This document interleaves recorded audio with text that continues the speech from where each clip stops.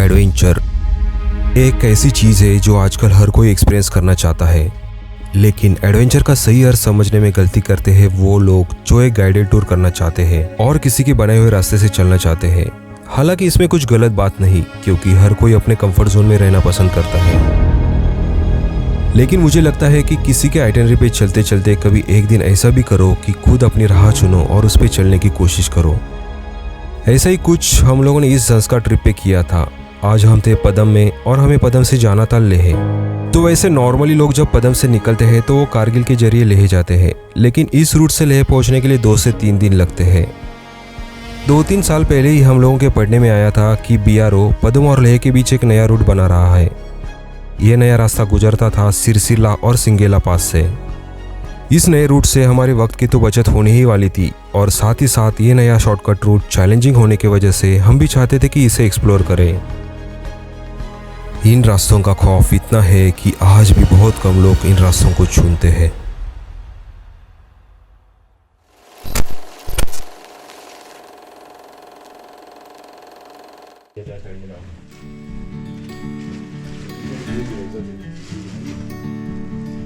आज वक्त आया था इस सुंदर से होमस्टे के साथ अपने कंफर्ट जोन को छोड़ने का।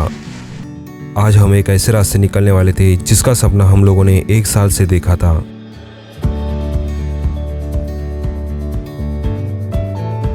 हाँ, मतलब ये रास्ते पूरी तरह से हम लोगों ने ढूंढे नहीं थे, लेकिन वो हमारे लिए एकदम से नए थे।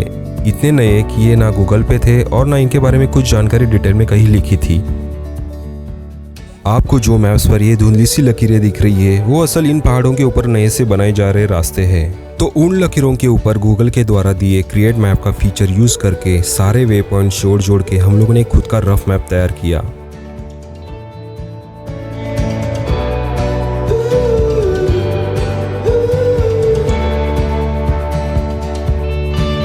इस लैंडस्केप में से गुजरने के लिए रास्तों का पूरा नक्शा अब हमारे पास था। बस हम उम्मीद कर रहे थे कि उन रास्तों पे चलने के लिए GPS हमारा साथ दे। पदम से बाहर निकलने से पहले हम लोगों ने अपना ग्रोसरी बॉक्स भी टॉप अप किया। मार्केट से बाहर आते ही एक गैरेज दिखा जहां सोचा कि बाइक की थोड़ी माइनर सर्विसिंग की जाए। बाइक की चेन अब धूल मिट्टी से काफी ड्राई हो चुकी थी, तो ऑयलिंग करना जरूरी था। लेकिन एज यूजुअल अगर आपको यहाँ सब कुछ इजीली मिले तो संस्कार कहा। बाइक चेन को लुब्रिकेशन करने जैसे बेसिक काम करने में भी हमें इतनी मेहनत करनी पड़ी।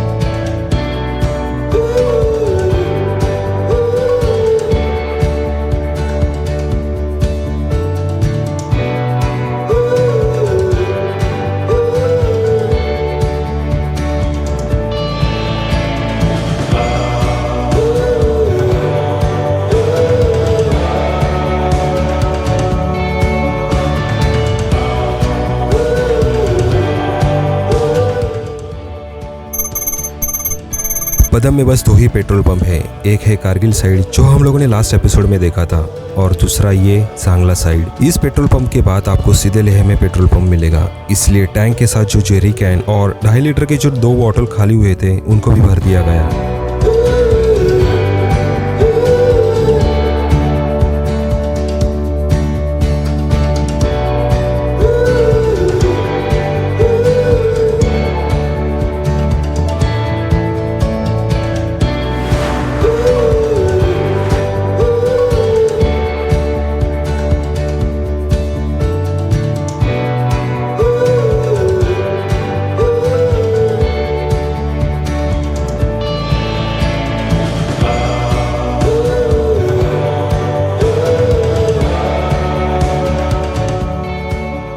पदम से 30 किलोमीटर दूरी पे यह झांगला गांव लगा। झांगला इस रूट पे लगने वाला आखिरी बड़ा गांव है। इस चेक पोस्ट को देख के हम यहाँ रुकते हैं, क्योंकि हम लोगों ने गूगल पे कहीं तो पढ़ा था कि आपको यहाँ अपनी डिटेल्स रजिस्टर करवाने होते हैं। वैसे हमें यहाँ किसी ने रोका नहीं, लेकिन जबकि इस पॉइंट के बाद हम पूरी तरह से अपने आप पे भरोसे रहने वाले थे, तो अंदर आवाज़ देकर मास्टर को बुला के डिटेल्स रजिस्टर करवाए।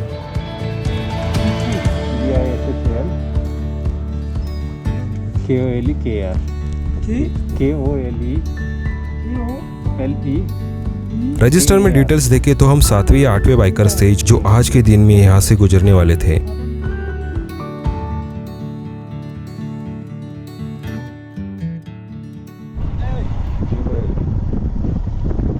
अब जबकि यहाँ से आगे रास्ते थोड़े बहुत खराब होने लगे हैं तो आप रिलैक्स होकर आराम से बैठ सकते हो, क्योंकि अब यहाँ से आगे ऑफ रोडिंग शुरू होने वाली है।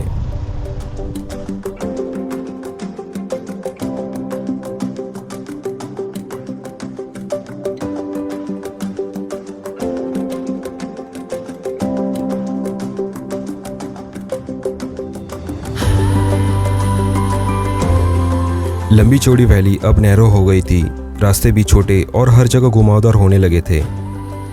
आज हमारा ये प्लान था कि सिंगेला और सिसिला के बीच एक छोटा गांव है फोटोस्कर, वहां रात होने से पहले पहुंच जाना, जो अंदाजन यहाँ से 105 किलोमीटर दूर है। ये दूरी आपको भले ही कम लग रही हो, लेकिन ऐसे रास्तों पर फुल्ली लोडेड बाइक्स पर पिलियन राइडर के साथ ये दूरी तय करने में कम से कम 5 से 6 घंटे लगने वाले थे।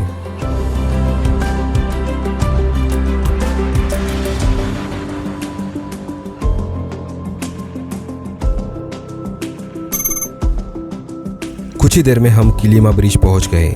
इस जैसे वैली ब्रिज आर्मी द्वारा बनाए जाते हैं। इनकी खासियत यह है कि कम से कम समय में तैयार होकर ये ब्रिज लद्दाख जैसे दूर दराज स्थानों में आसानी से बिठाई जा सकते हैं। हम यहाँ थोड़ा रिलैक्स टाइम बिताकर तुरंत यहाँ से निकलते हैं।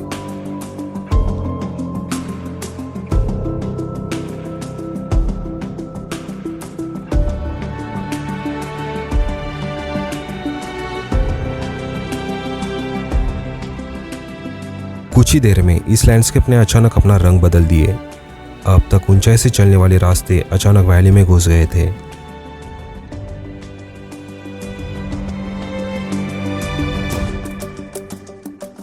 अगर आप हार्डकोर ट्रैवलर हो तो आपने वो एक ख्वाब जरूर देखा होगा कि जब हम ढेर सारा पैसा कमाएंगे तो एक दिन पूरी दुनिया घूम लेंगे। हाँ, मतलब मैं भी ऐसा ही सोचा करता था, लेकिन भारत देश में इतना घूमने के बाद इस ख्याल में थोड़ा बदलाव हुआ है। वो क्यों, आपको बताता हूँ।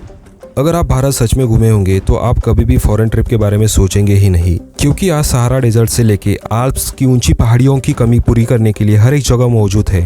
वो कैसे? चलो आपको एक लाइव डेमो दिखाता हूँ। मतलब सिर्फ कल्पना करो कि हम इस वैली में से गुजर रहे हैं। तो जैसे ही आप पलक झपकाते हो तो आप देखोगे कि अचानक एक ट्रेन इस वैली में से गुजर रही है।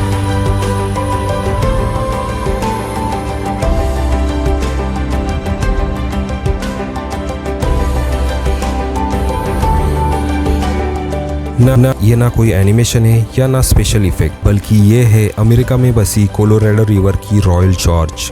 इस वैली में से गुजरते वक्त सेम हमें ऐसा लग रहा था कि जैसे हम रॉयल जॉर्ज से गुजर रहे हैं। Okay, back to the reality. इस वैली में आने के बाद हम बाकी दुनिया से पूरी तरह से आइसोलेट हो चुके थे। ना इन रास्तों पे कोई इंसान दिख रहे थे, ना कोई गाड़ियाँ। हाँ, लेकिन इन वीरान पहाड़ियों में रास्तों का काम करते हुए बीआरओ के कामगार जरूर दिख रहे थे। बस ये एक ही उम्मीद का सहारा थे अगर हम किसी प्रॉब्लम में फंस जाते। लेकिन ये क्या, ये देख के लगता है कि शायद इन्हें हमारी मदद की ज़रूरत है। हमें रास्ता देने के चक्कर में ये ट्रक यहाँ फंस गया था।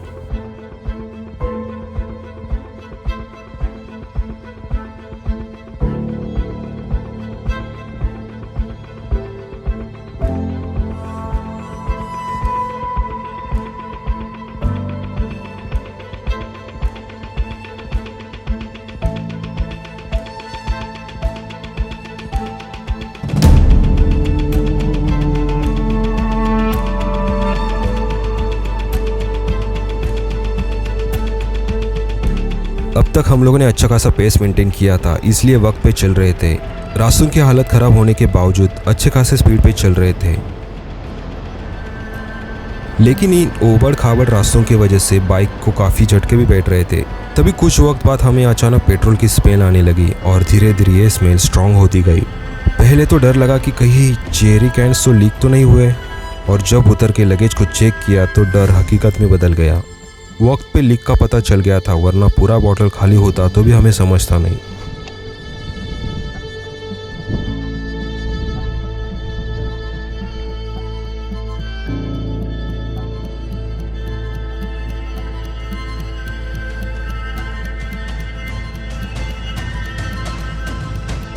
हम लोगों ने ये ट्रिप प्लान करते वक्त इतनी तैयारी की थी कि यूट्यूब पर लगभग सारे वीडियो हम लोगों ने देख लिए थे, तो ये रास्ते एकदम से याद थे, जैसे कहाँ से कौन सा टर्न आएगा, कहाँ रिवर क्रॉसिंग मिलेगी, कहाँ रास्ते खराब है। और जब ये हम लोगों ने केबिन देख ली तो पता चला कि आखिरकार वो माउंटेन पास आ ही गया, जिसको लेके हम काफ़ी एक्साइटेड थे और उतने डरे भी हुए थे। इस केबिन के पास थोड़ा वक्त लेके एक गहरी सांस के साथ ये पास हम लोगों ने चढ़ना शुरू किया।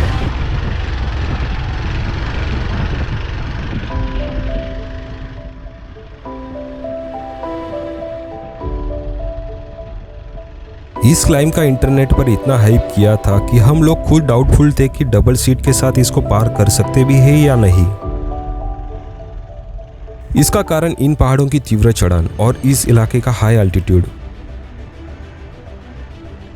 देखो, वैसे नॉर्मल सी लेवल पर जब आप इन जैसी तीखी चढ़ान चढ़ते हो तो कोई दिक्कत नहीं आती, लेकिन जबकि हम लगभग 4000 मीटर के एल्टीट्यूड पे थे तो कम ऑक्सीजन की वजह से बाइक इतनी पावर नहीं दे पा रही थी जितनी ज़रूरत थी।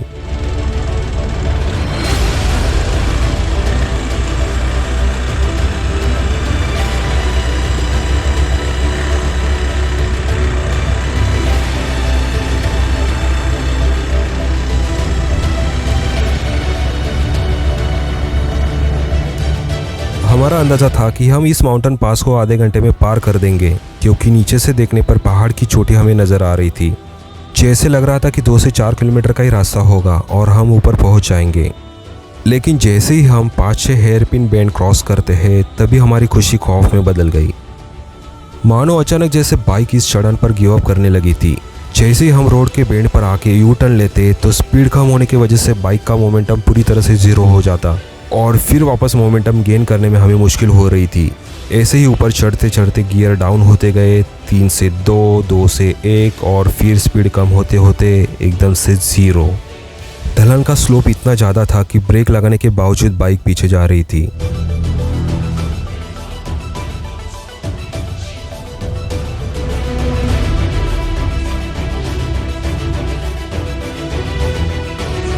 मुश्किल से बाइक खड़ी करने के लिए जगह मिली थी। अब कैसे वैसे रुक तो जरूर गए थे, लेकिन दिक्कत थी फिर से मोमेंटम लेने की।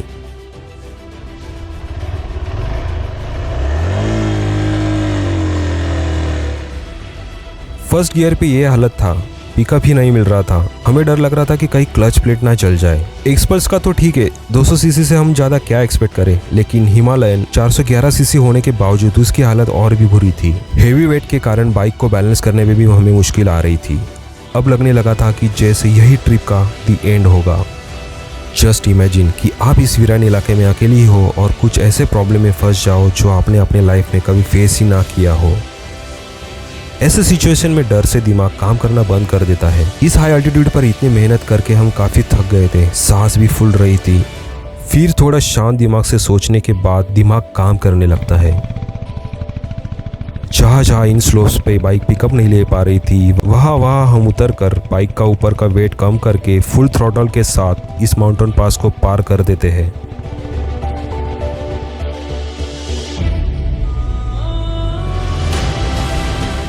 और कुछ इस तरह से जब 20 से 25 हेयरपिन बैंड क्रॉस करके लिंगशर डाइवर्जन पे पहुंच जाते हैं, तब इन लोगों को देखकर हमारी जान में जान आ जाती है।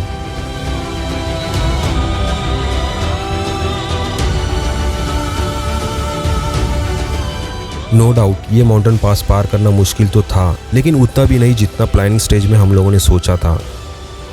बहुत बार हम लोग कुछ चीज़ें ट्राई करने से पहले ही खुद के एबिलिटीज़ पर डाउट लेने लगते हैं, लेकिन जब हम उस डर का सामना करते हैं तभी सही मायने में वो डर खत्म हो जाता है।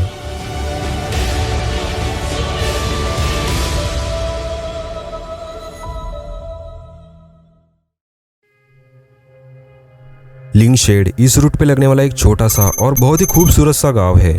अगर आप कभी भी यही रास्ते से ट्रैवल करते हो और रात हो जाती है तो नाइट स्टे के लिए आपको यहाँ किसी के घर में या मोनेस्ट्री में जगह जरूर मिल जाएगी।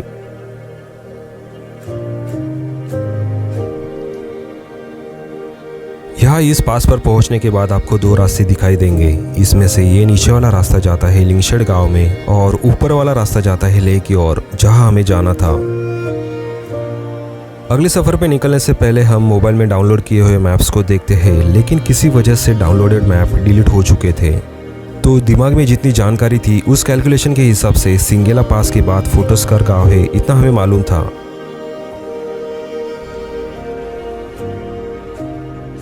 कुछ ही देर में हम एक अनजान पास से गुजरते हैं। ये फ्लैग्स जो जनरली किसी माउंटेन पास पर नजर आते हैं, इससे ही हम सिंगेला पास समझकर सोचते हैं कि बस अब 1 से 2 घंटे में रात होने से पहले हम फोटोस्कर पहुंच जाएंगे, जहां आज रात हमें कैंपिंग करनी थी।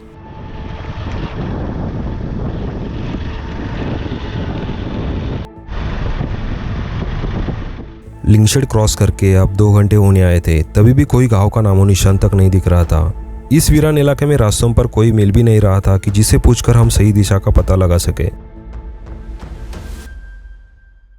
तभी हमें ये टेंट नजर आता है और फिर हम अंदर आवाज देते हैं। नाम क्या है उसका?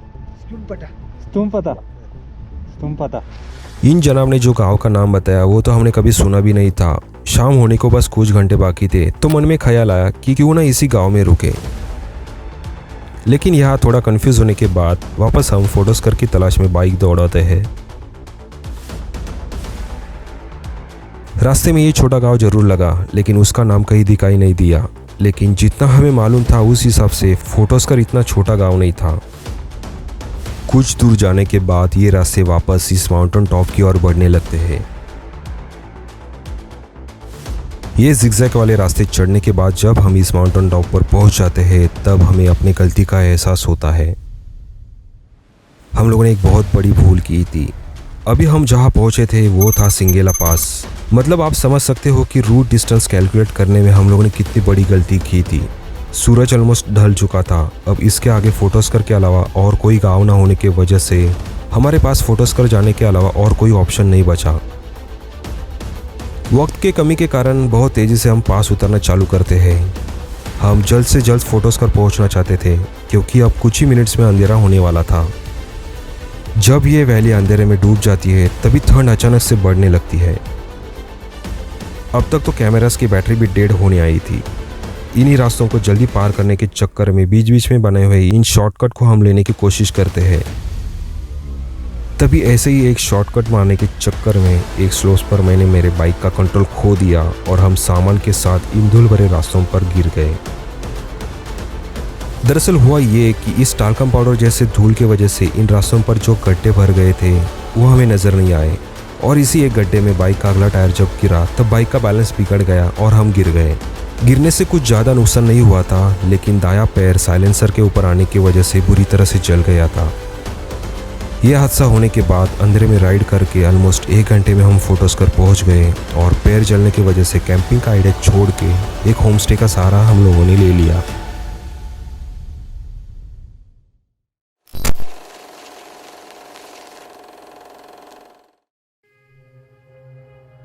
कल रात जब फोटोस्कर हम पहुंचे थे तो हमें ये होमस्टे मिला। वैसे तो इस रूम का रेंट 1000 रुपीज़ पर पर्सन था। उसमें 2 टाइम का खाना और एक ब्रेकफास्ट भी इंक्लूड था। लेकिन 1 नाइट स्टे के लिए 3000 रुपीज़ हमारे बजट से एकदम बाहर थे और जबकि हमें सुबह जल्दी यहाँ से निकलना था तो होमस्टे ओनर के साथ बार्गेन करके 1000 रुपीज़ में बस स्टे के लिए हम लोगों ने रूम ले लिया और रात में फिर खुद डिनर बना के हम सो गए थे।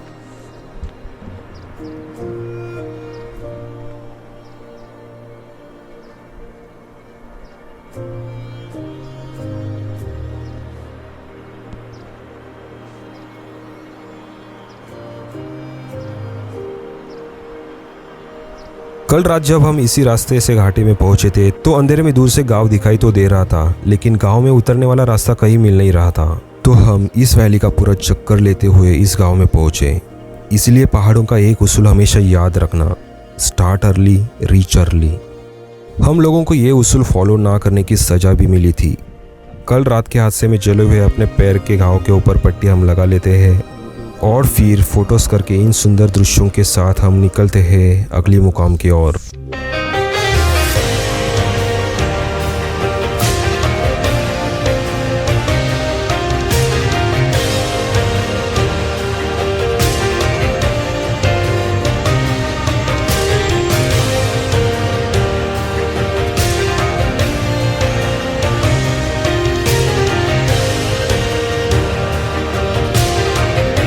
कुछ ही देर में हमारा सामना होता है इस रूट के आखिरी पास सिरसिरला से। अगर आप लेह से आते हो तो इस सिरसिला पास के जरिए आप संस्कार वैली में प्रवेश कर सकते हो।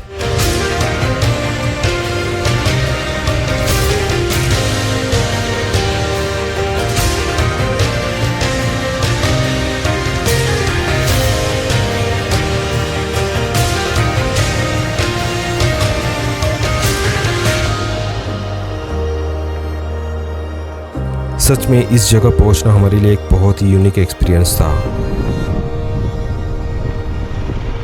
कुछ ही किलोमीटर दूर आने के बाद हमें छोटे मोटे गांव दिखना शुरू हो जाते हैं।